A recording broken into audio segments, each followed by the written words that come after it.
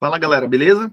Vamos resolver o exercício 21 da seção 16.1 do James Stewart. Bom, o exercício diz o seguinte: determine o campo vetorial gradiente de f de xy igual a x vezes z elevado a xy. O campo gradiente da função f de xy ele é dado por essa expressão, né? O gradiente de f de xy é fx na primeira componente e fy na segunda componente, onde fx é a derivada parcial de f com relação a x e fy é a derivada parcial de f com relação a y. Então, vamos em busca dessas derivadas parciais. Então, a minha fx, né, que é a derivada de f com relação a x, é a mesma coisa que derivar parcialmente a função x vezes z elevado a xy. Bom, vamos utilizar aqui a regra do produto. Primeiro deriva x e multiplica por e elevado a xy, somado com x, e que multiplica a derivada parcial com relação a x da função e elevado a xy. Derivada de x com relação a x dá 1. 1 vezes e elevado a xy dá e elevado a xy.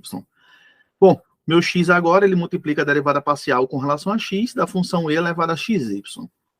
Vamos utilizar aqui a regra da cadeia.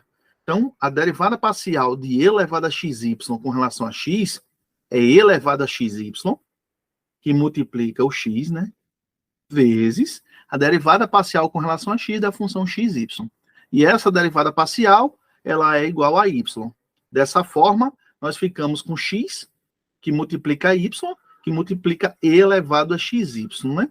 Ou seja, como a gente já tem um e elevado a xy nessa primeira expressão, e na segunda expressão nós temos um e elevado a xy, colocando em evidência, nós ficamos com 1 somado com xy, e tudo isso multiplica e elevado a xy. Então, nós calculamos a derivada parcial de f com relação a x. Bom, vamos buscar agora a derivada parcial de f com relação a y. Então, eu vou derivar a função x vezes e elevado a xy parcialmente com relação a y.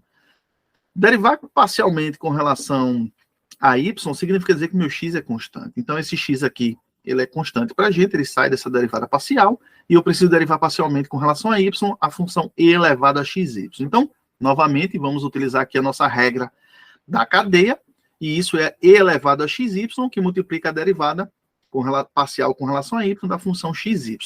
E a derivada parcial da função xy com relação a y, ela dá x.